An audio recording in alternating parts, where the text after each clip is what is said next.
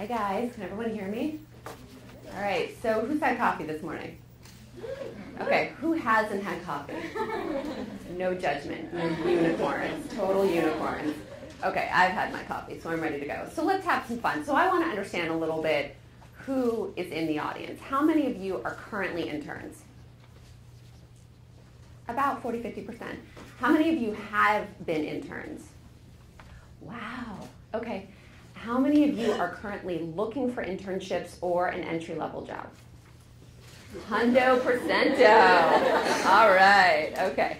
So, you know, I'm old, so I've spoken at a few of these conferences and panels, and I have to say, when Emily approached me, I was like, there could be nothing more fitting and nothing I'd be more excited to do on this bright and sunny Saturday morning, because at the companies that I've worked for and the companies that I've helped to found and build, interns and entry level have really been the lifeblood and the backbone. And so for those of you who have interned and those of you who are about to intern, if you have never been thanked, thank you. Because without you and all of the work that you guys think is kind of like, oh, this is so tedious, am I really schlepping this from this place to this place and filling out another form, and I don't feel like I learned anything today, I don't know if I really contributed today. Trust me, you did. There were times that there were more interns in our office than there were full-time employees. And I can tell you 100%, at least with Send the Trend, that we would not have grown the way that we did and had the success that we did without interns. So I am really grateful and thankful to all of you, plus all of the other interns that I've had the opportunity to work with. So Emily asked me to talk about a couple of things, and one of the first things she asked me to talk about, oh, one other question. How many of you are currently in school? Wow, okay, awesome. So I'm going to tell you about what I didn't learn in school that has ended up being really important throughout my career. First, I'll give you a quick background on sort of what I've done and where I am now. So I was an undergrad at Harvard, studied history and international monetary economics, which I have used 0.0 times in my career, all right? Had a passion for fashion, wrote a 30-page paper on Chanel when I was 13. Don't know where that came from, but somehow, I don't think all of it was English, somehow wound up in fashion, have stayed in fashion. And along the way, I fell in love with digital, and I fell in love with everything that is new and next, you know, hashtag drones and all that sort of stuff. Okay, sorry.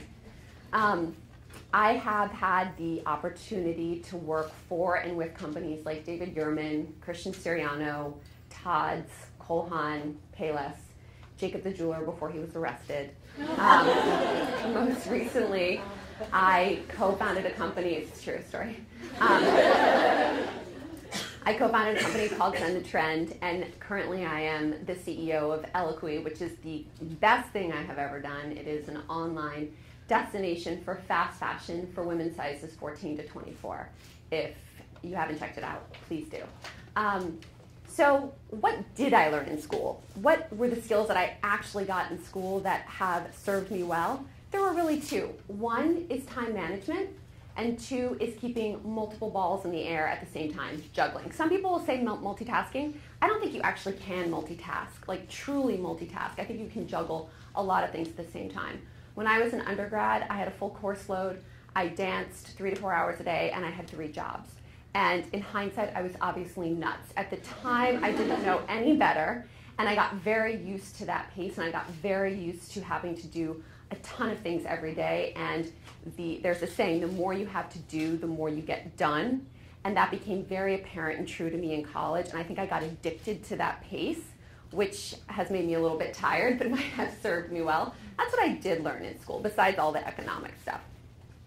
What I didn't learn in school, which I think which you will have to learn, and it is really one of the only things I think you can learn on the job, is managing people, right? All of you will have internships. You will go on to have full-time jobs.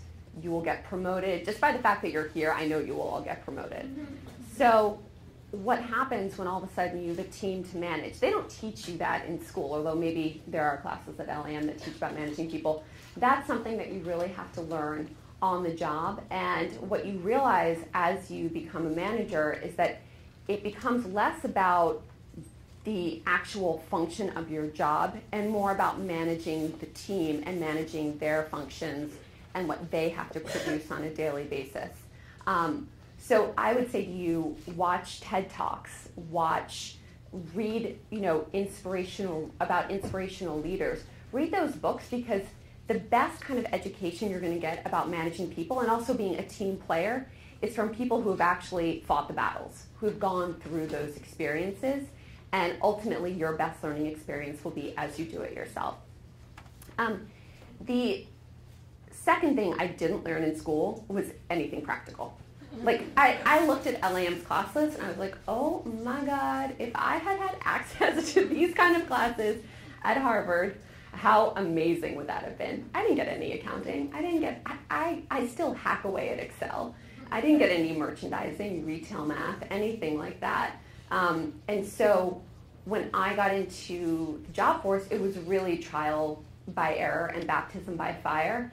And so now when I look at candidates' resumes, when they list out their applicable skills and they say that they've taken classes and they've gotten credits in things that are really tangible. They know CSS, HTML, they can use Photoshop, they can, they won an award for financial modeling or accounting. Whatever specific skill set that is, list it.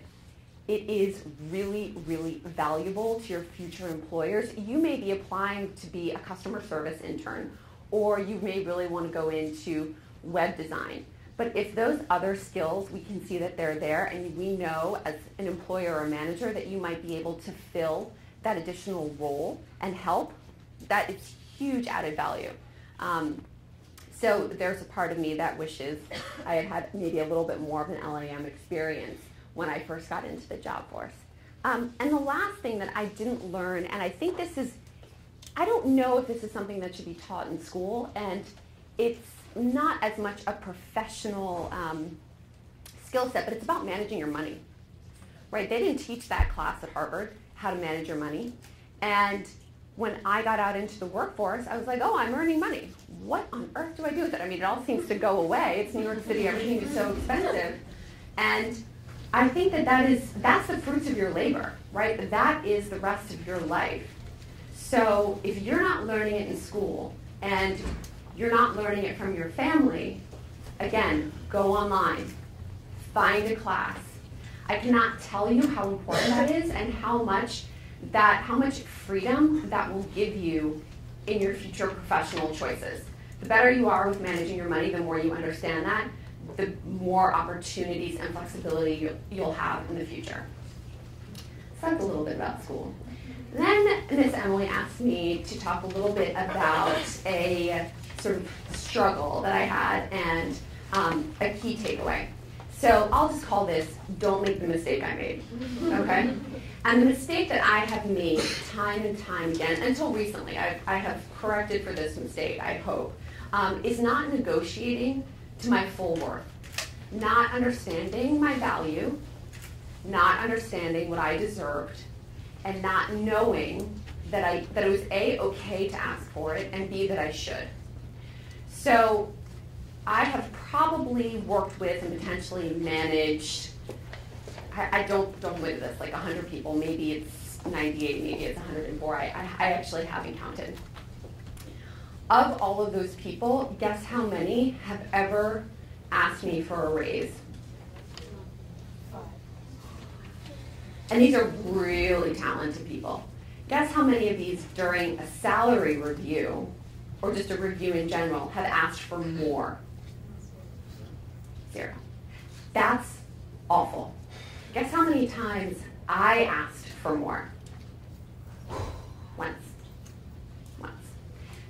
Don't do that. Don't make that mistake that I did, right? I finally got up the gumption one time. My whole way of earning more money was to go from one company to another, right? Because I think maybe I was too scared to ask for the raise internally. So I was like, oh, well, if I go to this company, they're offering me more money, I'll just take it and that'll be great and that's how I'll make more money. And then I'll go to this other company. And, in hindsight, like my path has been fantastic and like that, I wouldn't have it any other way. But I finally at one point was moving from one company to another and they offered me the salary and I was like, huh. I think I can get more. So I held out for more. Guess what? I got exactly what I asked for. So what I would say to you is, don't be a jerk. No one likes that, right? Don't be arrogant. But understand that from a manager's perspective, the squeaky wheel gets the grease. And so if I have a great employee, a good employee, I will do almost anything to keep them, because the pain of losing them and having to find someone else it's a cost to the business. It's a huge distraction. I tend to love the people I work with, so it's very sad. So if a key employee comes into me, it doesn't matter what level. It really doesn't. Especially in a small company, which is the majority of the companies I've worked with have been relatively small, where every single person is so crucial. If someone had come to me and said, hey Mariah, I really love working here. So yeah, always say that you love working there. Always, I really want to be here for the long term. We love loyalty, right? And even if it's not 100% true, these are just some of the things that you can say. And I just want to know how I'm doing. How is this going? I'm really having the best time, and I feel like I'm learning a lot. I just want to know from your end, how do you think I'm doing? And then I'll say, oh my God, you're so great. I love the way you speak up in meetings. I love your ideas. I love the way you're a team player. That the initiative you took on that project was incredible. Your work ethic, thank you so much. All of a sudden, I've given you the green light, right? Like, you have all the information. I've just given you a glowing review right to your face, and you just initiated like a friendly chat. And so then you say, okay, that is fantastic to hear, because I just wanted to make sure we were on the same page. And I know that I have a review coming up in 3 months, and I just want to make sure that we're also on the same page, and I'd like a raise. You just say it. It's no big deal.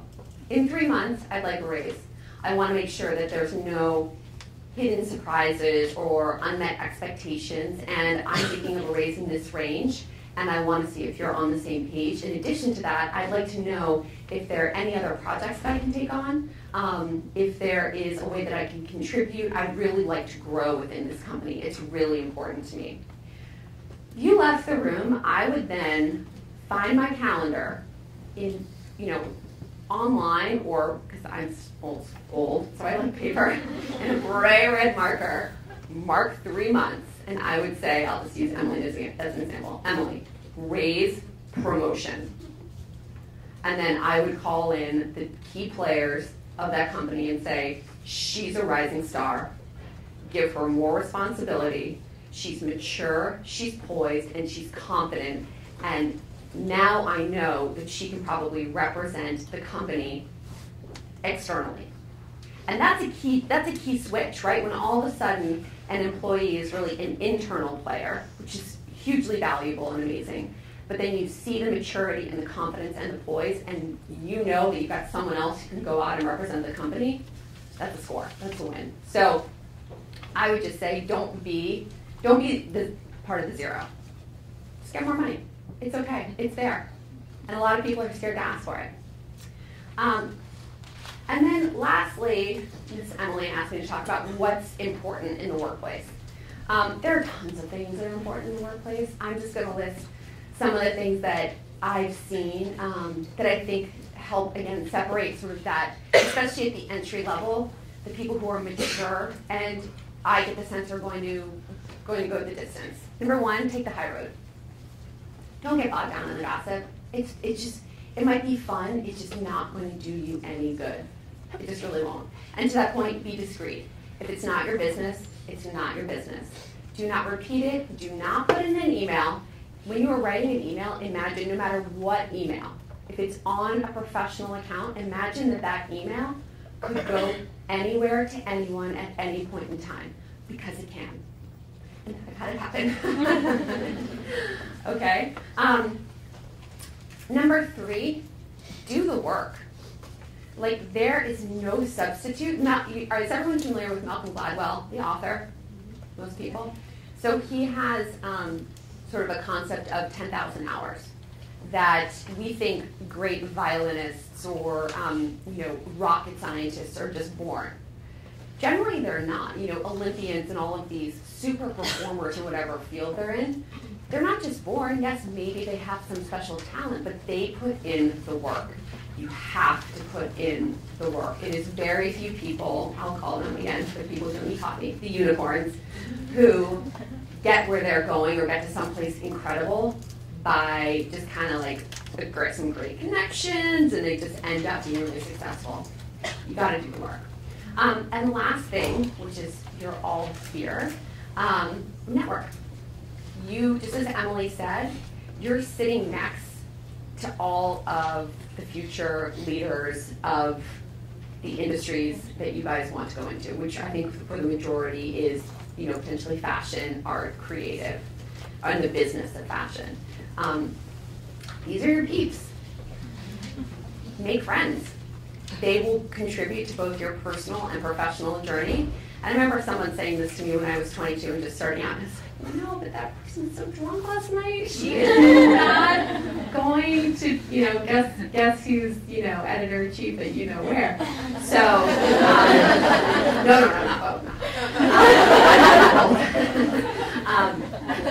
so that's, I think, just by the fact that you guys are all here and you're all doing this and you're devoting your time, keep doing it. It's really, really important. And I just wanted to say to Emily, you're a rock star. This is awesome. And I have a little bit of like retroactive jealousy that I didn't do something like this. And I'm does anyone have any questions? Let's be brave. Come on, guys. We'll give a free premium membership to whoever asks a question. 2 people. Stand up. Yeah, okay, were you starting to stand up? Hi, Christine. Hi, Christine. It was great hearing about how you first majored in Harvard with history and you went on to work at all these amazing fashion places. And I just want to know what were some of the hardships and some of the things that you did to overcome that, because I actually graduated from Hunter College with geography. Yeah, right on. So, and I really want to be in this industry, and I just want to hear any advice.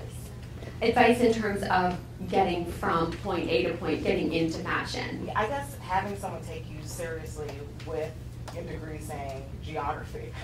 Okay. Something like that.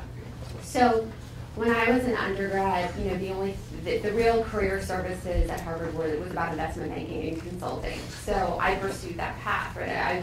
I got to final rounds with Morgan Stanley and Goldman Sachs, and they're like, you think you'd be an asset? And I was like, oh my God, you guys are so crazy, I still wouldn't be an asset.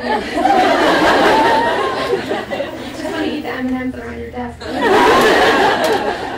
So I got into fashion by default. I got into fashion from a connection. And so, you know, and I think when I look at resumes, if I saw your resume and it said Hunter College and geography, but again, I saw potentially other skills. Like, what are your other skills that might be relevant to a creative industry? Also, this might sound horrible, but if you have great test scores and they're recent, put them on your resume. Because that is a sign of either high natural intelligence or a really hard worker. And I also, just personally, I waitressed for a really long time, and that was one of the hardest, like in terms of manual backbreaking labor, and I loved it. I learned a ton about how to deal with people and customer service. Whenever I see resumes that have some sort of a customer service role, whether it is you worked in retail, you were a waitress, you've done actual customer service, that's a huge win. Oh, great. Yeah. For me, absolutely. I always give that a star, because I know you're going to know how to deal with people. Absolutely. And that's a huge part of what we do every day, you know? Thank you. Yeah. Yes. Hi, Kamali. Hi, Mom. My question is referring back to you saying that we should ask for more. Yes. If it's an entry-level position or just a position in general and you pass the interview phase and they offer you the position, is that okay to negotiate that starting salary as well? Yes. I know it's a tough job. I know I'm saying this and you guys are like, I don't know, I just need to get something. It's my first job, like I gotta pay rent in 2 days. Or I need something to put on my resume. So you have to, it has to be relevant and within context. Like, you know your situation, right? But I will say that again, from my perspective on the employer side, when someone comes back, if someone were to come back and I really wanted them and I really respected them and asked for something that was reasonable, even if I said no, I would in the back of my mind be like, she's a player. Yeah. Okay, great. Huge round of applause.